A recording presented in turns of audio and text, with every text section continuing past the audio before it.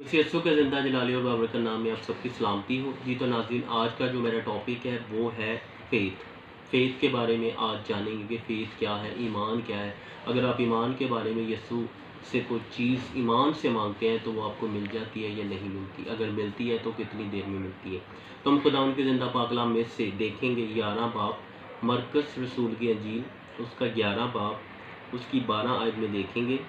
और दूसरे दिन जब वो बैतनिय्याह से निकले तो इसे भूख लगी और वो दूर से अंजीर का एक दरख्त जिसमें पत्ते थे देख कर गया और शायद इसमें से कुछ पाए, मगर जब उसके पास पहुंचा तो पत्तों के सिवा कुछ न पाया, क्योंकि अंजीर का मौसम ना था। उसने इससे कहा कि आइंदा तुझसे कभी फल ना खाए, और उसके शागिर्दों ने सुना। आमीन। तो जी तो नाज़रीन, हम यहाँ पर देख सकते हैं कि यीशु मसीह जो है बैतनिय्याह से गुज़र रहा था, तो उसको भूख लगी हुई थी। तो उसने देखा कि वो बहुत खूबसूरत दरख्त है, तो क्यों ना वहाँ जाया जाए और देखा जाए, वहाँ से कुछ ना कुछ फल के लिए मिले। तो यीशु मसीह उस दरख्त के पास जाता है, तो फल के लिए जाता है, तो वहाँ से फल ढूंढने की कोशिश करता है, लेकिन फल नहीं मिलता। तो यीशु मसीह उस दरख्त को जो है ना फिर क्या करता है, लानत देता है कि आइंदा तुझ पर कोई फल नहीं लगेगा, क्योंकि इस पर फल तब तो वैसे मौसम नहीं था, लेकिन उसको एक लान।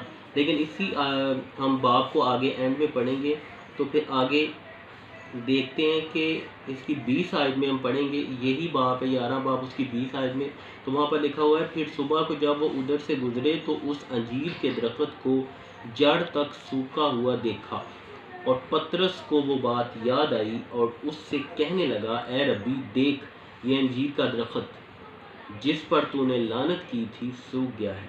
यीशु ने जवाब में इनसे कहा कि खुदा पर ईमान रखो, मैं तुमसे सच कहता हूँ कि जो कोई इस पहाड़ से कहेगा कि उखड़ जा और समुंदर में जा पड़, और अपने दिल में शक ना करे बल्कि यकीन करे कि जो कहता है हो जाएगा, तो उसके लिए वो होगा।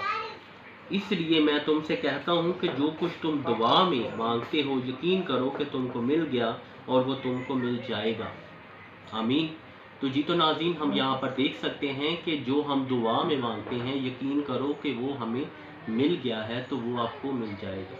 जैसे यीशु मसीह ने उस दरख्त को लानत की कि आइंदा तुझ पर कोई फल नहीं लगेगा, तो वो दरख्त उसी टाइम तो नहीं सूखा, लेकिन अगले दिन जब वो वापस आ रहे थे तो उन्होंने देखा कि वो दरख्त जो था जड़ तक सूखा हुआ था।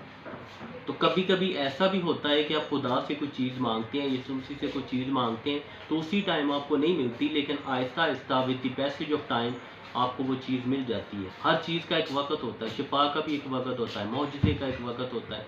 तो आहिस्ता आहिस्ता आपको चीज़ मिल जाती है। ज़रूरी नहीं है कि आप उसी टाइम, कुछ ऐसी भी गवाहियाँ होती हैं, कुछ ऐसे भी वक्त होता है कि कभी कभी उसी टाइम भी आपको शिफा मिल जाती है, लेकिन कभी कभी टाइम भी लगता है। तो इसलिए अपने ईमान को मजबूत रखें और यकीन करें कि आपको वो चीज़ मिल गई है, तो वो चीज़ आपको मिल जाएगी, क्योंकि हमें खुदावंद का जिंदा पाक कलाम बयान कर रहा है कि इसलिए कि मैं तुमसे सच कहता हूँ कि जो कुछ तुम दुआ में मांगते हो, यकीन करो कि वो तुमको मिल गया है और वो तुमको मिल जाएगा, अगर यकीन करोगे तो। अगर आपका ईमान मजबूत होगा, फेथ मजबूत होगा, तब ही है। तो हमें अपने ईमान को मजबूत रखने की ज़रूरत है, तब भी हमें वो चीज़ मिलेगी, अदरवाइज़ नहीं मिलेगी। Thank you so much, God bless.